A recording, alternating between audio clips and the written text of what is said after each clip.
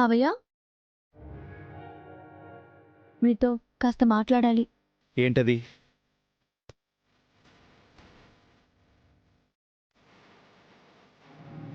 నేను విద్యాదేవి టీచర్ని, సుమతి అత్తమ్మ అని నమ్మి ఇంట్లోకి తెచ్చిపెట్టాను.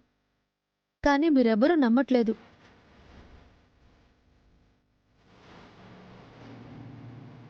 మీరు ఎవరూ నమ్మకపోయినా పర్వాలేదు, కానీ మీరైనా ఆలోచించాలి కదా మావయ్య.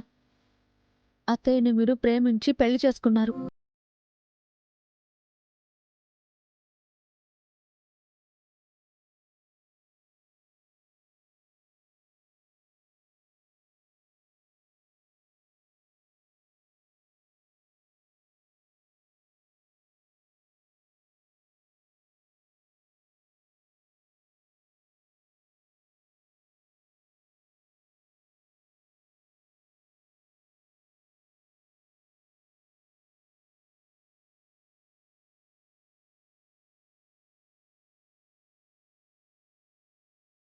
అని చెప్పదు.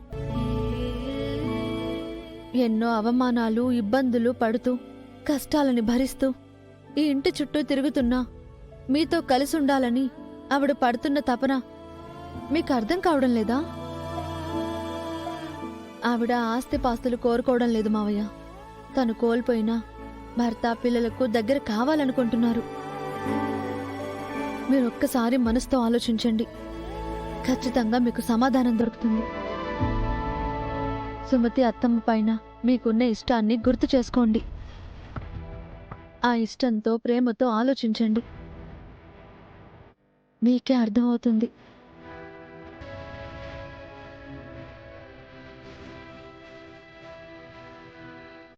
అవునత్తమ్మ, నేను కూడా గమనించాను. బయట కూడా మహాలక్ష్మి అత్తయ్య ఆ డాక్టర్తో ఏదో మాట్లాడుతుంది. నాకు సరిగ్గా వినిపించలేదు, కానీ వాళ్ళిద్దరి మధ్య ఏదో రహస్యం ఉన్నట్టుంది. ఖచ్చితంగా మహాలక్ష్మి ఏదో దాస్తోంది సీత. అది మనం కనిపెట్టాలి. అవునత్తమ్మా, ఆ రహస్యం మనకు ఉపయోగపడేదైతే మహాలక్ష్మి అత్తయ్యను ఇరుకున పెట్టొచ్చు.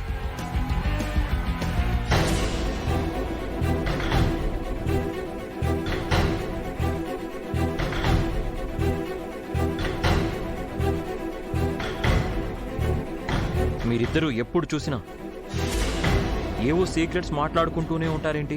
పైగా ఇప్పుడు నేను రాగానే ఆపేశారు. ఏం మాట్లాడుకుంటున్నారు?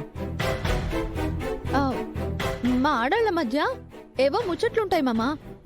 అవి మీ మగాళ్ళకెందుకు? మీరు మా పిన్ని గురించే మాట్లాడుకుంటున్నారు కదా. ఆవిడ గురించి మాకు చాలా అనుమానాలున్నాయి, కానీ ఏం చెప్పినా నువ్వు వినవు, నమ్మవు కదా. ఎప్పుడూ మా పిన్నిని అనుమానించడమేనా నీ పని?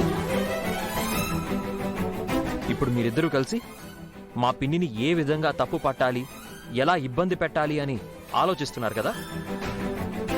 అదేం లేదు బాబు. మీ ఉద్దేశం అదే అని నాకు తెలుసు. మీరు ఎన్ని తప్పులు చేసినా మా పిన్ని క్షమిస్తోంది. మా పిన్ని మంచితనం మీకు ఎప్పటికీ అర్థం కాదు. నువ్వు మంచిది అని చెప్తున్నావు, కానీ ఆవిడ ఎలాంటి పనులు చేస్తుందో, ఎలాంటి నిజాలు, రహస్యాలు దాస్తుందో నీకు తెలియదు మామా. మా పిన్ని గురించి నాకు తెలీదా? ఏ సంబంధం లేని ఈవిడ్ని తీసుకొచ్చి ఇంట్లో ఎవ్వరికీ మనశ్శాంతి లేకుండా చేస్తున్నావు. నీకిచ్చిన మాట కాదనలేక మా పిన్ని ఈవిడ్ని ఇంటికి తీసుకొచ్చి భరిస్తోంది. ఇన్ని చేసినా ఇంకా మా పిన్నినే అంటున్నావు.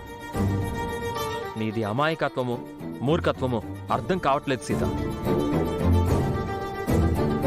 ఆ రెండూ కాదు మామా, నాది మానవత్వం.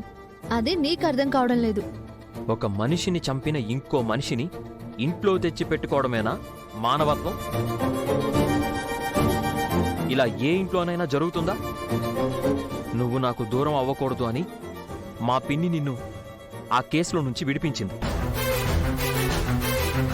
నువ్వు మాత్రం ఈవిడ్ని వదలకుండా నీ వెంట తీసుకొచ్చావు. ఒక అబద్ధాన్ని నిజం అంటున్నావు. అర్థం ఆధారం లేని నమ్మకాన్ని గుడ్డిగా ఫాలో అవుతున్నావు. నీలో ఎప్పుడు మార్పు వస్తుందో తెలియడం లేదు.